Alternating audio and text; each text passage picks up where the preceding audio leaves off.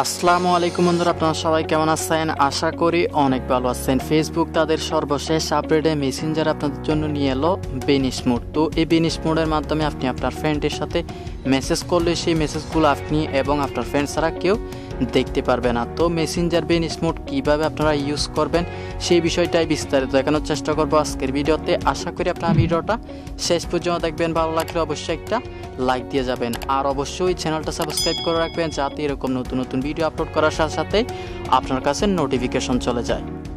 তো বন্ধুরা, আর দেরি না করে চলুন দেখে নেওয়া যাক কীভাবে আমরা মেসেঞ্জার ভ্যানিশ মোড ইউজ করব। তো আপনারা দেখতে পাচ্ছেন আমার মেসেঞ্জার অ্যাপসটা অলরেডি ওপেন করা আছে।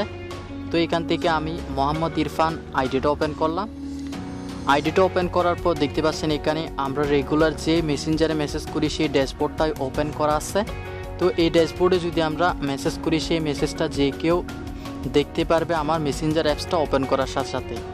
তো এখন আপনারা যদি মেসেঞ্জার ভ্যানিশ মোড ইউজ করে মেসেজ করতে চান তাহলে আপনাদের উপর একটু সোয়াইপ আপ করতে হবে। সোয়াইপ আপ করলে দেখতে পাচ্ছেন এখানে আমার ড্যাশবোর্ডটা ব্ল্যাক কালারের হয়ে গেছে। আগে আমি যে মেসেজগুলো করছিলাম সেই মেসেজগুলো কিন্তু এখানে শো করতেছে না। তো এখানে আপনি চাইলে ইচ্ছা মতো মেসেজ করতে পারবেন। তো আপনি যখন মেসেজ করতেছেন সেই সময় আপনার পাশে এমন কেউ চলে আসছে যাকে আপনি মেসেজগুলো দেখাতে চাচ্ছেন না। তো আপনি যদি সেই সময় উপরে আবারও সোয়াইপ আপ করেন সাথে সাথেই আপনার নর্মাল মোডটাতে চলে আসবে। আপনি যে ভ্যানিশ মোডে মেসেজ করতেছেন সেই মেসেজগুলো কিন্তু অটোমেটিক্যালি ভ্যানিশ হয়ে যাবে, কেউ আর দেখতে পারবে না। আর আপনি উপরে সোয়াইপ আপ করতে না চাইলে উপরে টোন অফ ভ্যানিশ মোড অপশনটার উপরে ক্লিক করলেও আপনাকে কিন্তু নর্মাল মোডে নিয়ে আসবে। তো এখানে আরেকটা বিষয় হচ্ছে আপনি মেসেঞ্জার ভ্যানিশ মোডে যে মেসেজগুলো করতেছেন সেই মেসেজগুলো কিন্তু অটোমেটিক 1 ঘন্টা পরে ডিলেট হয়ে যাবে। আপনাকে কিন্তু ডিলেট করতেও হবে না, অটোমেটিক্যালি ডিলেট হয়ে যাবে।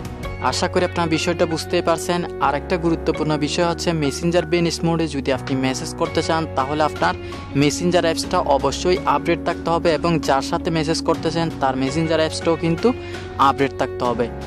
তো বন্ধুরা, ভিডিওটার মাধ্যমে যদি আপনি সামান্য উপকৃত হয়েছেন বলে মনে হয় তাহলে অবশ্যই একটা লাইক দিয়ে যাবেন, আর ভিডিওটা কেমন লাগলো কমেন্ট বক্সে জানিয়ে যেতে ভুলবেন না।